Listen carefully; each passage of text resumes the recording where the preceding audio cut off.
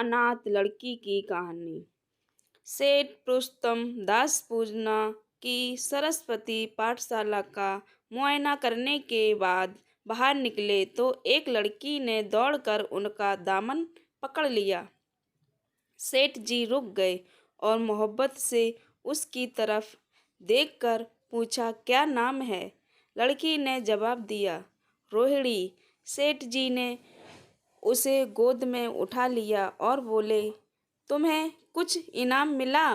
लड़की ने उनकी तरफ बच्चों जैसी गंभीरता से देखकर कहा, तुम चले जाते हो, मुझे रोना आता है, मुझे भी साथ लेते चलो।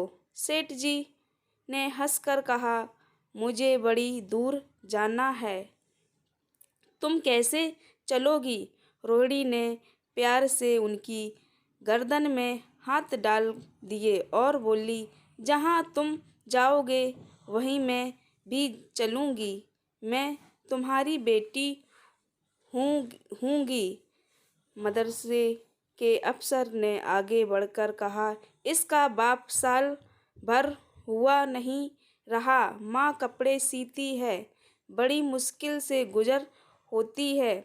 सेठ जी के स्वभाव में करुणा बहुत थी। यह सुनकर उनकी आंखें भर आईं। उस भोली प्रार्थना में वह दर्द था जो पत्थर से दिल को पिघला सकता है। बेकसी और यतीमी को इससे ज़्यादा दर्दनाक ढंग से जाहिर करना नामुमकिन था।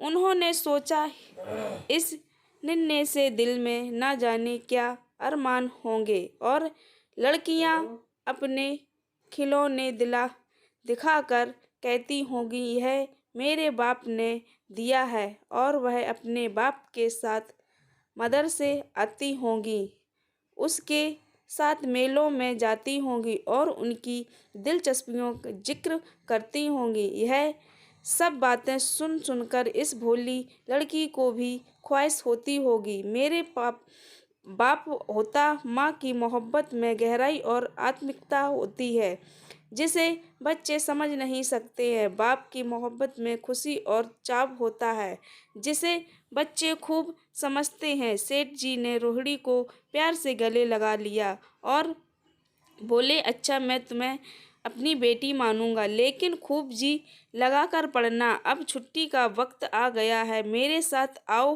तुम्हारे घर पहुंचा दूं। यह कहकर उन्होंने रोहिणी को अपनी मोटर कार में बैठा लिया। रोहिणी ने बड़े इम्तिनान और गर्व से अपनी सहेलियां की तरफ देखा। उसकी बड़ी बड़ी आंखें खुशी से चमक रही थीं और चेहरा चांदनी रात की तरह खिला हुआ था। जब शादी की रस्में खत्म हो गईं तो नाच गाने की मंजिल का दौर आया। मोहक गीत गूंजने लगे। सेठ जी थक कर चूर हो गए थे, जरा दम लेने के लिए बगीचे में जाकर एक बेंच पर बैठ गए।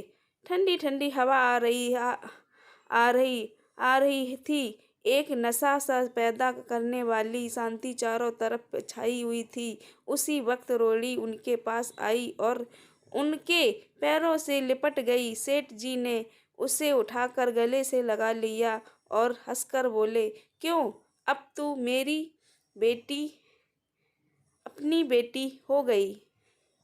प्लीज़ मेरी स्टोरी अच्छी लगी लाइक करना, कमेंट करना, प्लीज़ मेरे चैनल को सब्सक्राइब करना। Bye bye.